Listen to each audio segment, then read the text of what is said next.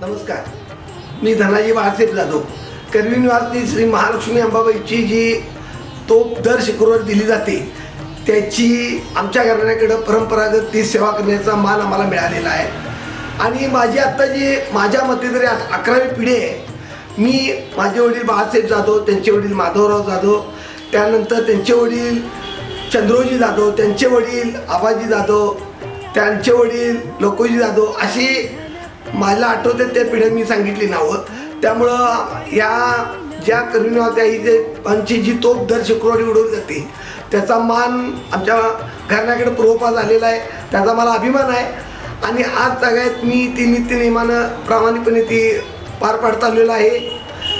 नवरात्रामध्ये दररोज ती तोफ दररोज उडवली जाते. त्यानंतर पंचमी दिवशी त्यावेळी 3 तोफा दिल्या जातात. प्रत्येक सणाच्या वेळी ज्यावेळी महालक्ष्मी आई जगदंबा आशीर्वाद देण्याकरता बाहेर पडते त्यावेळी त्या तोफेचा सलामीचा हा एक प्रकार आहे. आणखीन त्या आता तोफ जवळजवळ मला वाटते थोडाफार त्याचा पुढील भाग थोडा नादुरुस्त झालेला आहे. तरी देखील माझ्या मते अजून तो 2-3 पिढ्या त्या तोफेला काय होणार अशी मला खात्री आहे. आणि आम्ही ते प्रामाणिकपणे आता सेवा करतो. तसंच या तोफेचं नाव लक्ष्मी तोफ म्हणून संबोधलं गेलं. त्यानंतर ह्या तोफेचा जी ठेवण्याची जागा जी तोफखाना म्हणून महालक्ष्मी पाराखाली एक स्वतंत्र त्याची एक खोली आहे. त्या खोलीमध्ये ती झाकून ठेवली जाते.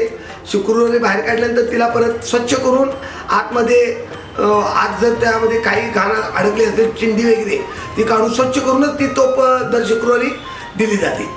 त्या तोफेचं उडवत असताना त्या तोफेला लागणारं साहित्य म्हणजे 1-2 प्रकारची तोफ दारू असते. ती दारू प्रथम कापडी पट्ट्याच्या चिंध्याची 1-2 गोळे केले जातात. आतमध्ये केशर असते. त्यावर तो चेंडूच्या आकाराएवढी 1-2 गोळे. त्यानंतर एक मला वाटते 6 इंचाची एक पिशवी असते. त्यात विशिष्ट प्रकारची दारू स्फोटक दारू असते. ती दारू भरून ती पिशवी तयार केली जाते. त्यानंतर ते 2 गोळे पहिल्यांदा ती पिशवी दारूची भरली जाते. त्यानंतर 2 गोळे त्यानंतर भरली जातात.